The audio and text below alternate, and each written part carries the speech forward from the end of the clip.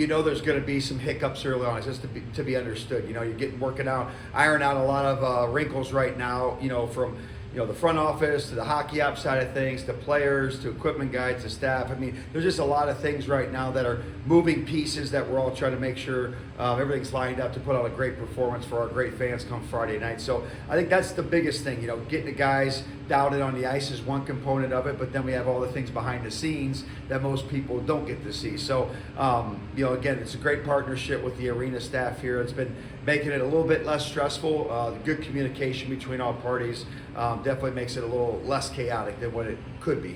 You know, again, we've been talking about this, for the last 2 weeks. Some guys got even into town before I did. The excitement's palpable. Wherever we go around town, people are saying, hey, are you with the hockey team? If we got our logos on, they're excited that hockey's back in town. So, we're excited to get ingrained into the community, excited to do things. We were at the Heart Walk on Saturday downtown. We're going to be going into the schools and doing different things in the community.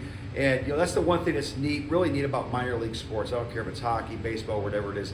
These guys, and myself included, the coaches, we get to get out there and really make memories with the town, make great memories with the young kids in schools and be role models and have people look up to us and then come out and support us. So, that's the neat thing that we get to do is a lot of these people look up to us and we get to be role models. Well, I think, we have some guys that on paper, right, resume is one thing, and then putting it all together is another thing, right? So chemistry is everything. We definitely have some guys that we feel are going to be very dynamic offensively.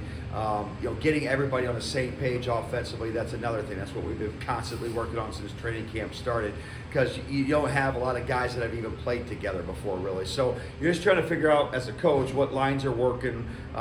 If you see something that's not working, you got to be able to make that adjustment, explain to the team why we're doing what we're doing.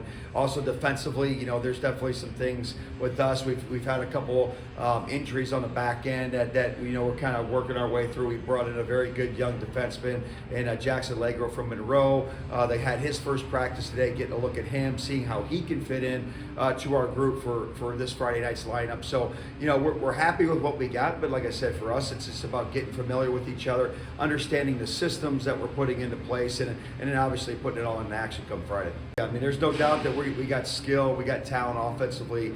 We definitely got to make sure that we're still going to be greasy, though. And what I mean by that is it can't be all on the perimeter. We got to make sure that we get pucks to the net, crash the net. Columbus is a bigger team. They do a very good job of kind of keeping you to the outside, so we still got to scratch and claw to try to find our way to the net front, because they have two very good goalies, and we got to make it difficult on those goaltenders come this weekend.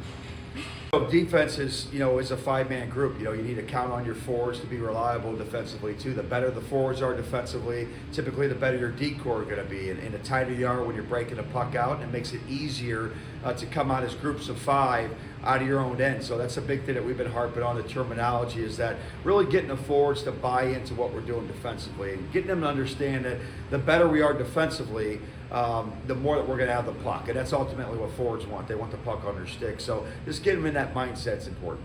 Yeah, I think it's just getting everybody bought into a team philosophy, not a me philosophy, right? So every team deals with that. You got to get everybody fully bought into what you're trying to do, and there's always growing pains with that.